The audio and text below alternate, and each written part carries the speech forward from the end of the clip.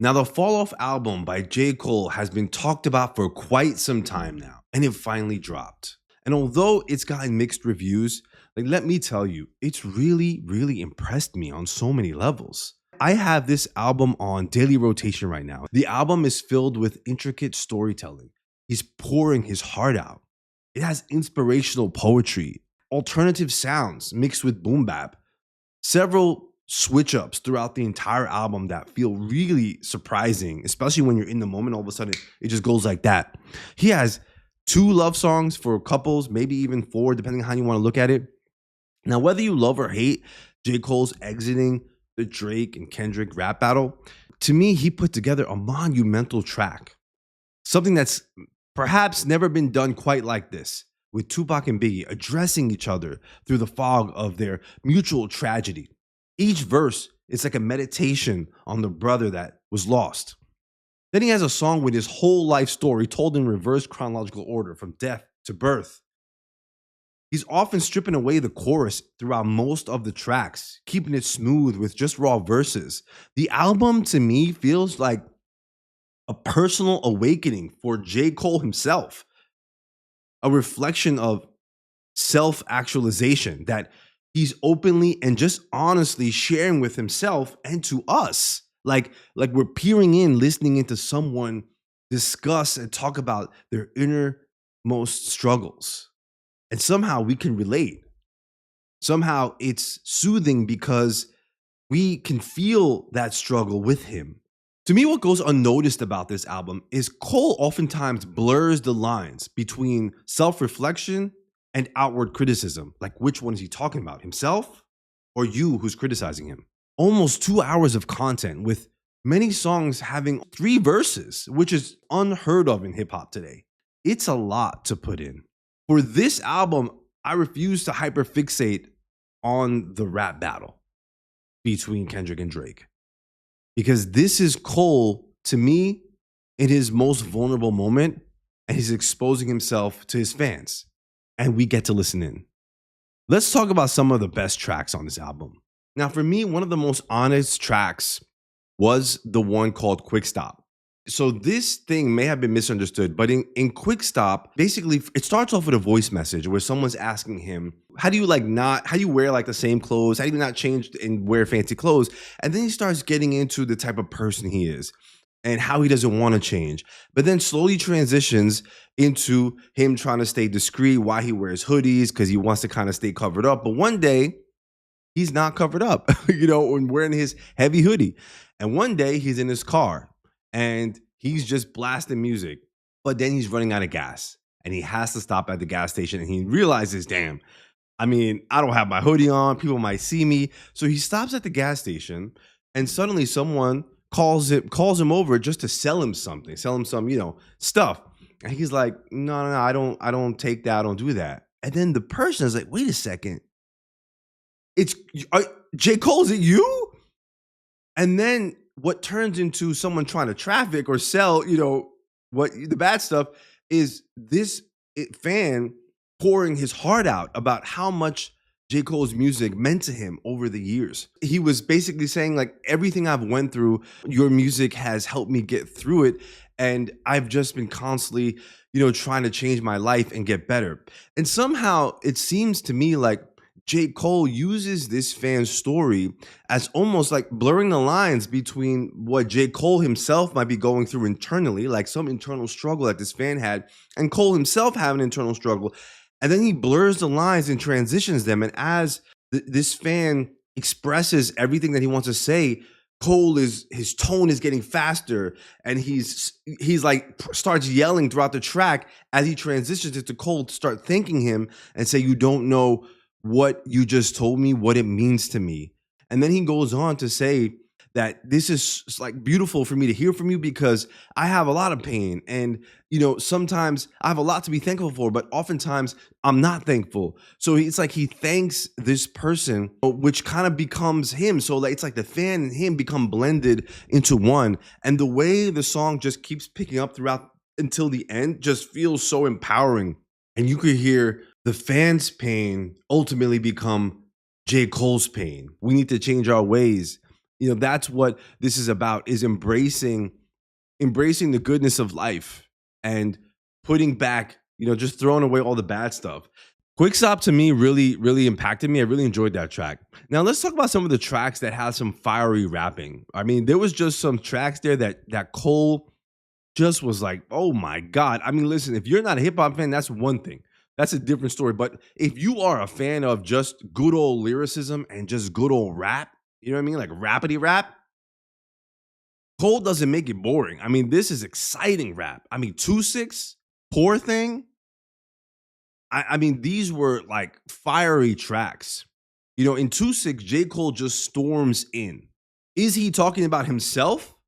J. Cole, who's come from this specific place and struggles with good and bad, but truly feels like a overall good person with morals and wants to overcome that and express that in his music?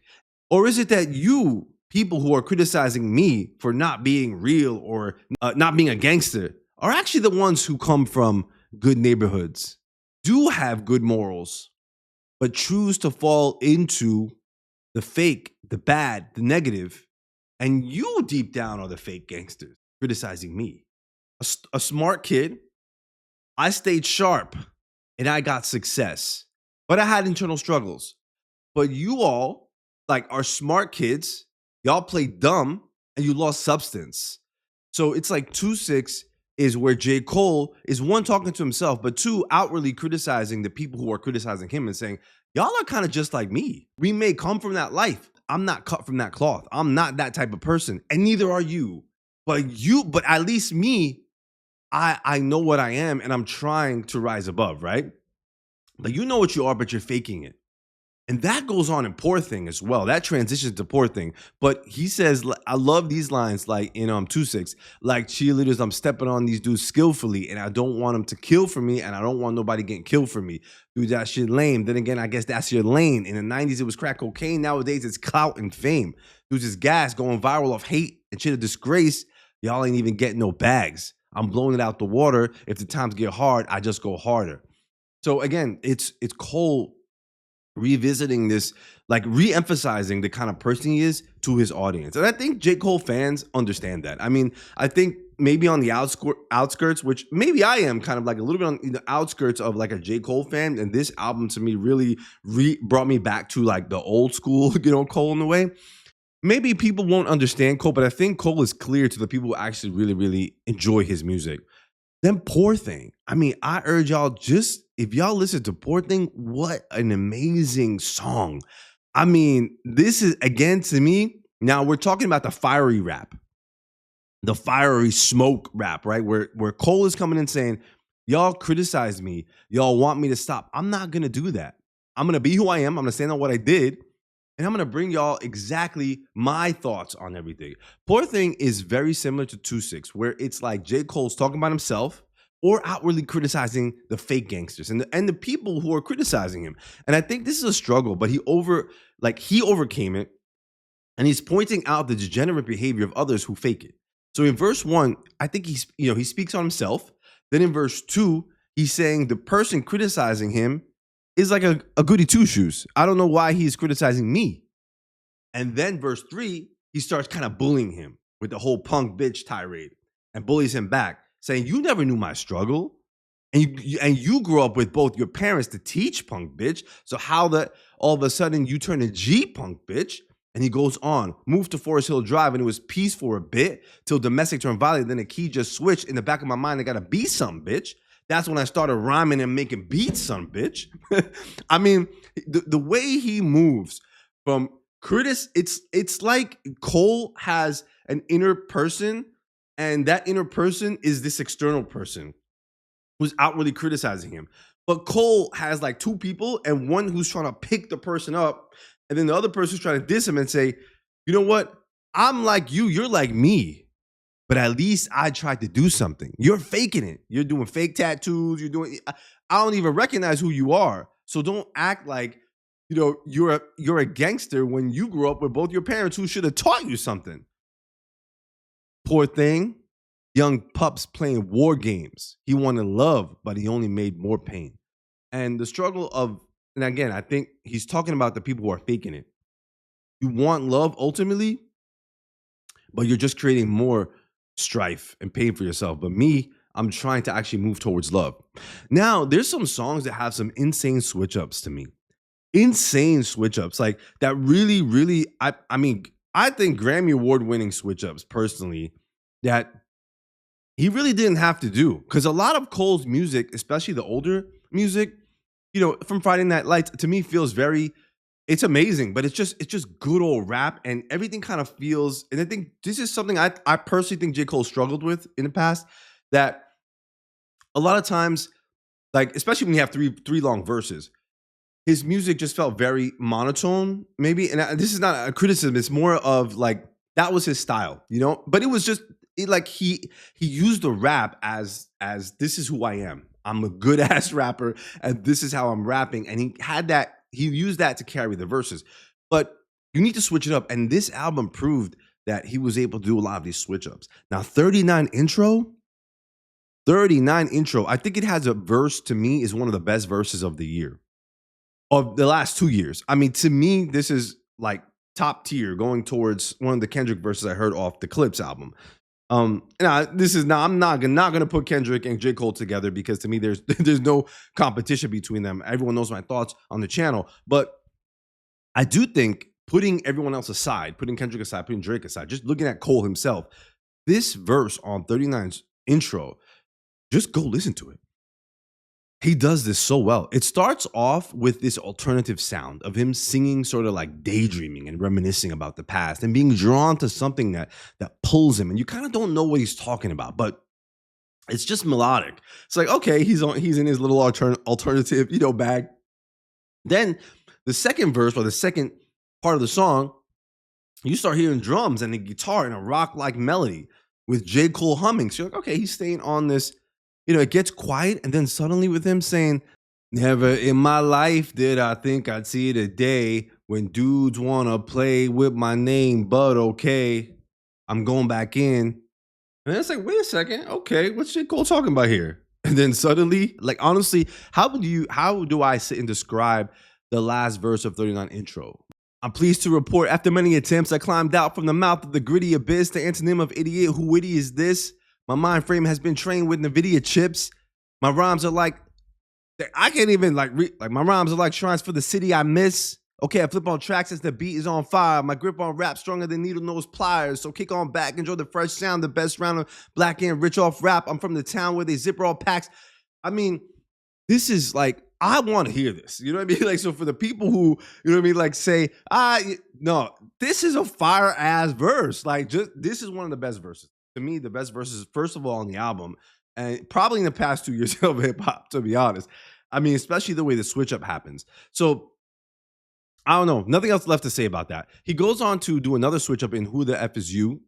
Another song that's like more raw, gritty rap, more prideful. It wasn't my favorite song on the track, but there was a really nice switch up on there as well. He's telling stories of his home city, seeing someone get shot over debt, for the thug bones that refuse to live in harmony. Nice line, Bone Thugs in Harmony. Who the F is you? Who the F is you? And the type of rapping just feels very like old school kind of boom bap, slappity slap kind of stuff, maybe even 80s like, it's not like the regular J. Cole. Yeah, you know who put the city on, came back through Rose Gold, AP to show I'm really on. I'll stay out the way since I done seen a million. And he just has this really nice flow. 5% tints and I plus got this hoodie on. I had to humble up, stop moving with that jewelry on. Now that's what like J. Cole's about. I'm a sidewalk dude. I'm going to stay there. I'll leave the streets for the ones that want to play there. Now that line is, I think, what people miss about Cole. That is the kind of person he is. And people will say like, well, then don't talk tough. I don't think Cole talks like tough. I think he talks rappity rap tough, that's what we want to hear, right? That's what hip hop is about. It's about pride. And your culture and identity and where you're from. And I think he just uses part of where he's from to communicate his life. Now, he's not saying he's that type of person. He's just keeping it rap. But he says, I'm a sidewalk dude. I'm going to stay there. I watch.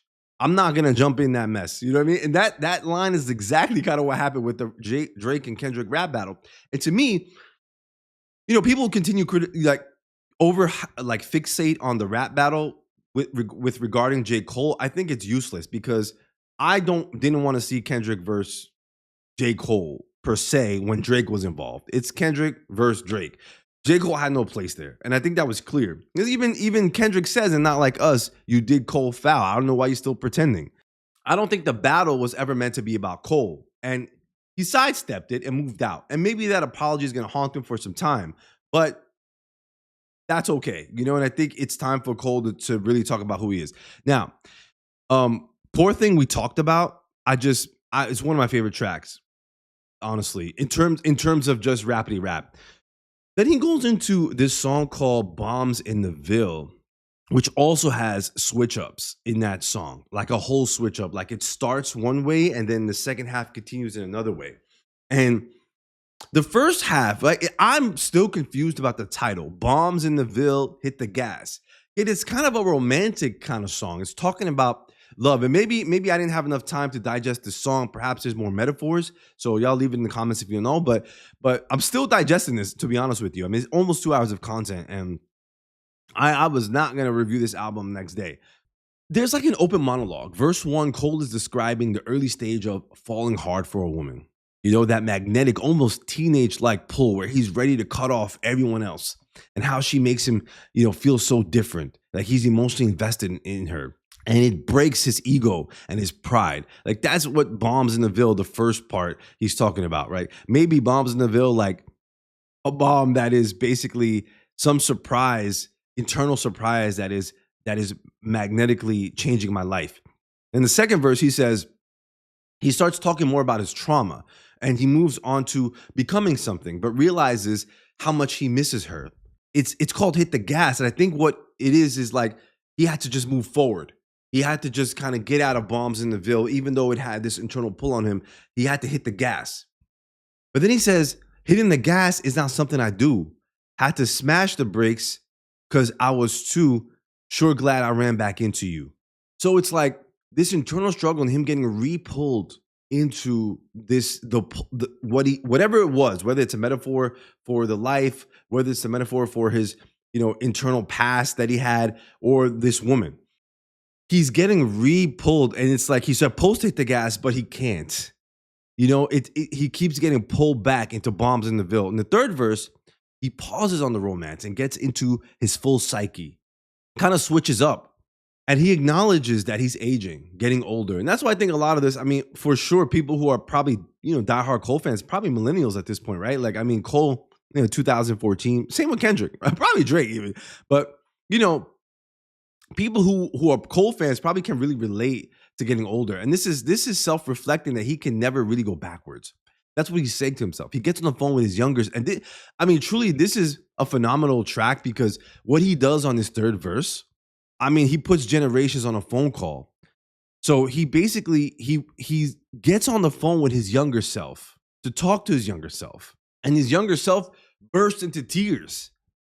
And he's telling him, look, it's going to be okay. Like Cole is trying to tell his younger self, don't worry. Like, take it easy. It's all going to be okay. Like, you could get through this. I know you're struggling, but everything that you're facing is meant to be faced and it'll pass.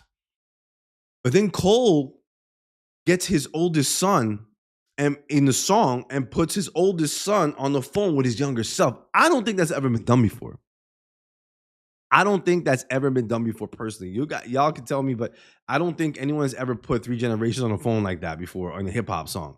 So you have 3 generations talking, and now his son is telling his younger self, trying to give him a message. He says, okay, you're beautiful as you are. This is your path. Whatever it is you're facing regarding the fame and the rap game, like this is your path. Don't worry.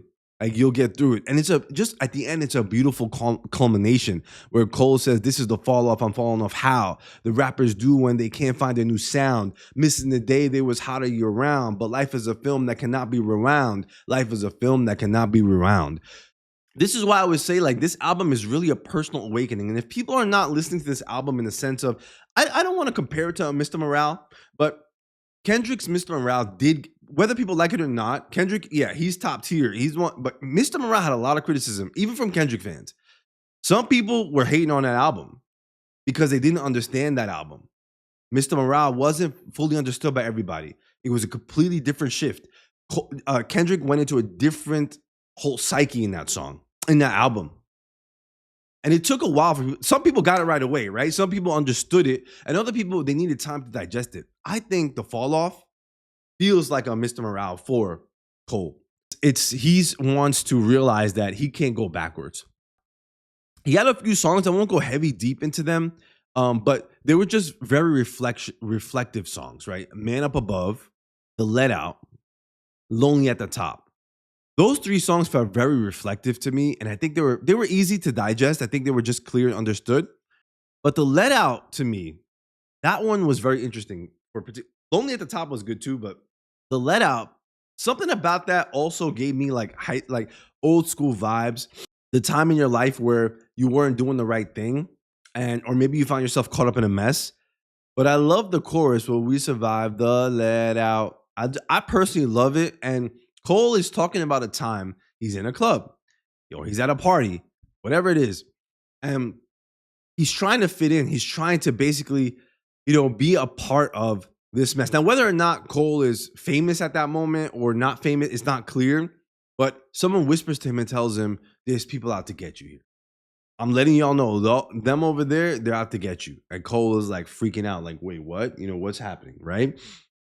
I feel like everybody could kind of relate to this of being somewhere and someone's out to get you, whether it's a bully, whether it's just whoever, right? And you're just like, damn, am I going to get out of it? How am I going to get out of this? And then he describes a woman grabbing him and how good it feels. Like, even though despite the fear that he's going through, this woman grabs him and he almost gets into this meditative place where it's like, I kind of don't want to leave because this feels so good, but he has to get out with her, I believe, in the song. And, again, everyone knows like when the club, everything wraps up, right? Like people are sort of, I think like the let out to me is just, it's a metaphor for life in general, right? Because whether people are at work, whether people are doing something, there's some organizational piece when they're doing something. But as soon as, things break, like everyone in school, right, has a structure. But as soon as the school closes, the bell rings, everybody leaves, man, God knows what everybody's going to be doing. This one's bullying this one might be doing this crime, this one might be going after this guy. Like everyone just disperses and then there's chaos, right? And that's very reflective of what happens in the club and very reflective of what happens in life. So when this chaos, starts happening, will he be able to make it home? Right. And the DJ tells him, I don't know where you got to go, but you got to get out of here. I just felt like it was very slow. People might criticize, maybe the sound was a little weird a little bit, but something about the let out. I like to hear that song because it's like he told the story of escaping that place. I personally loved it. He has a few love tracks that I think there were two specific love tracks, Only You and Life Sentence. Bombs in the Ville could be a little bit, right? But I think these are the two specific love songs. Only You, which had Burna Boy, and a very nice sample of a viral clip of a woman doing some spoken word for her husband. It was really beautiful at the end. I personally love this song. I think this is something you could dedicate to someone you love. He says, I wish life was longer, like an interlude. I got way more songs I want to sing with you. I thought I was strong till I saw what you went through. The birth of my sons, and each time my mind was blown. Yeah, each time my mind was blown. If anybody, maybe people aren't there yet in their lives, but anybody who's in a relationship or a loving relationship, and maybe you could look at it in so many different ways. It doesn't have to be, but like seeing the woman you love give birth to your children, and if you really are a real man, like that is something to appreciate, to see what the woman has to go through in order to give birth to your children, as your children as well. It breaks you down, and it's like he's paying homage, and he's basically giving her, celebrating her, saying, I want to sing more with you. I want to be with you. All this stuff that is going on, you deserve it all. And I've seen what you've done. And he says, I owe you patience and a lot of grace. I owe you flowers and a Prada date. I owe you time watching movies that I hate. I owe you chocolates and red velvet cake. Like he's saying here, love through service. Like I owe you back everything that you're doing for me and my family. Because what you're doing for me and my family and my children, that's something that essentially is for me. So I owe you all this stuff. And I found this one interesting where he says, stay the F up out my business, dropped the triple double last week at Lifetime Fitness, dishwasher broke, fingers wrinkled, getting soaked. What's the point of being rich if I got to do the dishes? I give a F what dudes think about me. I know they couldn't know a thing about me. It sounds to me like Cole's out there doing some dishes. That's what it sounds like to me. And for her, and playing on the idea of people telling him, what you doing? And the same thing that like the same thing with the clothes, right? People saying, and it's all throughout the album, like, what are you doing? You're rich. Like, why aren't you dressed this type of way? Why aren't you going to these type of parties? Why are you doing the dishes? Get it, you know what I mean? Get it made, you know, or whatever it is that people want to see as the perception of someone who's rich. And he's saying they don't understand, right? This is a regular old relationship I have with this woman, and I love her. And when she's tired, I gotta come in and do stuff, right? And I think this song is beautiful because it also gives the theme of like J. Cole as we see him now going on this tour where he's going out like actually like on foot selling his CD to people, meeting the fans right where they are, going. I think it's unbelievably, smart. I think it's incredible to do, especially for someone at J. Cole's level. Hopefully he stays safe, obviously, because he's a big star. But I think he will. I think he'll manage. I think what this song is, Cole wants to feel regular. He wants to be a regular person. And I think he's transitioning through the fame. And him trying to go on this tour where he's meeting people and doing all this stuff is, I think, the next stage of his life where he might want to reduce the fame. Now, I don't know if other people can do this, but the fact that he's trying to do it is incredible for him. Life Sentence is another dope song. What I love about this song, it's more romantic, but has like Tupac fun vibes, I Get Around vibes, or the Big Pun, Still Not a Player. Like it has like good vibes. It's not like a slow where you're gonna cry or anything like that, but just good vibe. Like How Much I Owe You. Like I'm doing a life sentence with you, with the woman I love, or the person you love. You're doing a life sentence because you are, tied and shackled together. You know what I mean? Like handcuffs where you guys can't go. So we're kind of stuck together, but we're celebrating that. He talks about how he wants to have a good wife and family with a nice house, unlike what he saw in the past.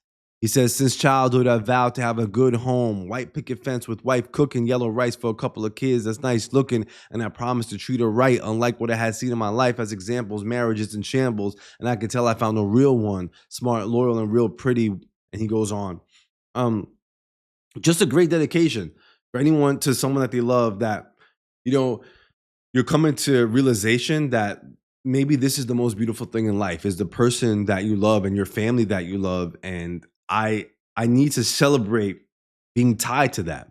And then he talks about overcoming temptations from other women who are just trying to use him. He's struggling with it and how he wants to be loyal. And then he decided to put a ring on it and marry the woman he loved. So it's like, I think that this song is also a reflection of all of what J. Cole is going through, trying to leave behind the past and move forward into something a little more real, a little more peaceful. Bunts Road Blues was amazing, and Bombs in the Ville feel like kind of love songs. Drum and bass, oh my God, I forgot about drum and bass. I forgot. How did I forget about drum and bass? I love that song. And how do I even go on to describe the song The Fall Off Is Inevitable?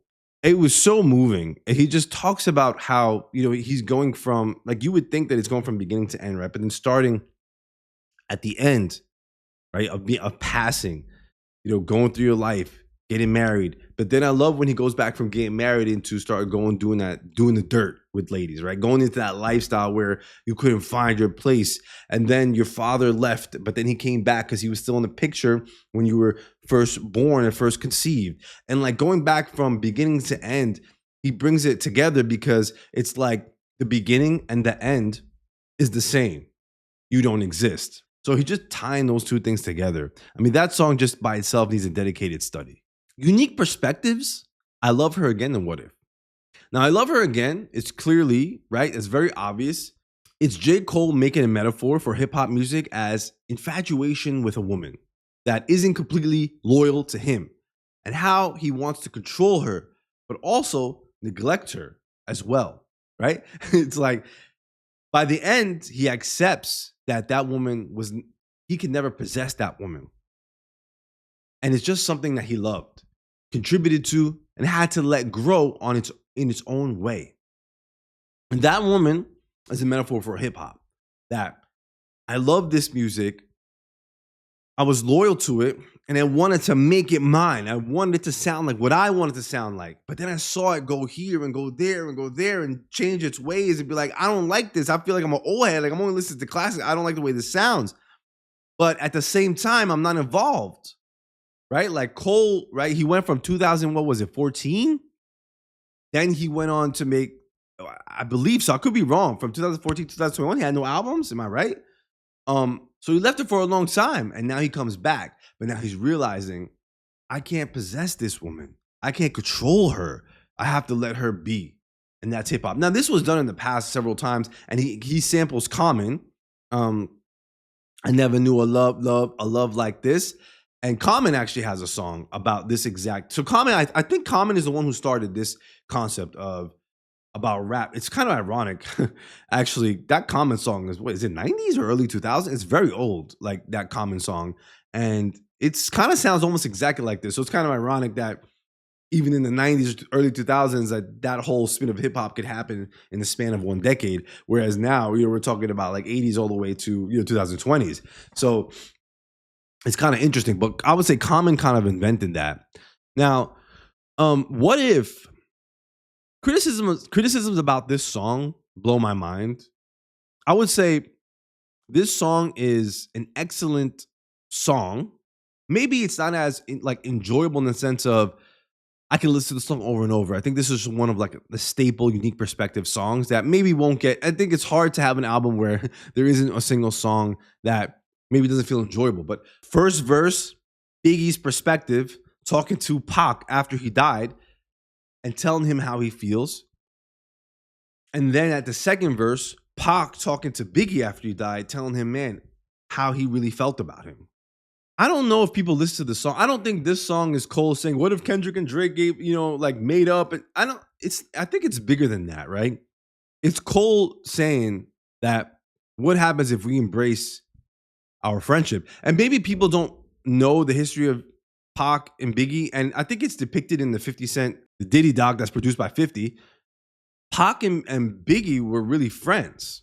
And they got torn apart more so, allegedly by Diddy and by the people above them. But both of them just wanted to rap, right? That's what's depicted. Allegedly, if that's the narrative, right?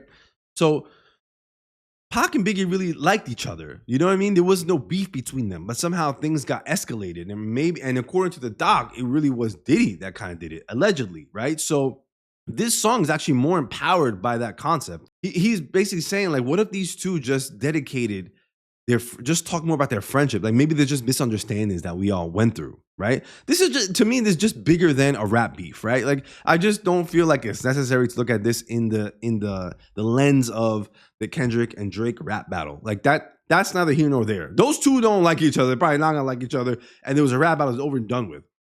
I don't know if Kendrick and Drake ever had the relationship that Pac and Biggie had anyway, right? So that might not be something to compare it against anyway.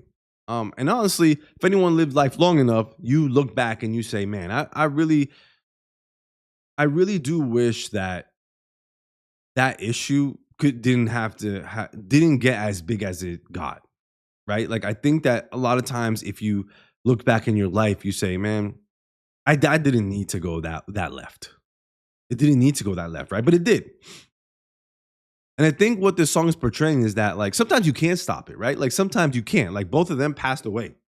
It is what it is. But it's Cole just saying, what if? What if? That's why it's called What If. Now, the last of it was, and I love the smooth choruses of drum and bass, the Let Out, the Villist, and the Whole World is the Ville. He has a lot of smooth choruses, stuff that sounds really, really interesting. Stuff that he didn't rely on gimmicky, like 50 Cent like hooks. There's no shot at 50 Cent, which is interesting, right? Like not relying on good hooks is a dangerous path to take because people really like to latch on, like anchor a song into like good hooks. But he just kind of kept it smooth and kept it very vibey and singing. And I thought that was really interesting. Even though to me they weren't these catchy hooks, they were catchy. I don't know how to describe this hook. They were just like words that sounded nice. He's just saying, well, we survived the Let Out, right? And that's all, right? Nothing more sophisticated than that. In drum and bass, I got too much on my plate. I know you can't relate. They show love, but it fake. What you talk about? Should be covering up the hate. I know how to spot a snake. they toting that drum and bass. Fuck you talking about? That's it, right? Like, and it just sounds good. I don't know. Like, I really enjoy hearing him say it. And then in the Villas, do you hear him just saying, I got something I want to tell you. Dreams can come true. You'll get yours too, but it won't save you. Great, great saying. But again, very simple, very straightforward. I really enjoyed the chorus. I love the alternative sounds. I hope you all enjoyed this as much as me. I'll catch y'all in the next one. Drop in the comments below what y'all thought of the J. Cole The Fall Off album.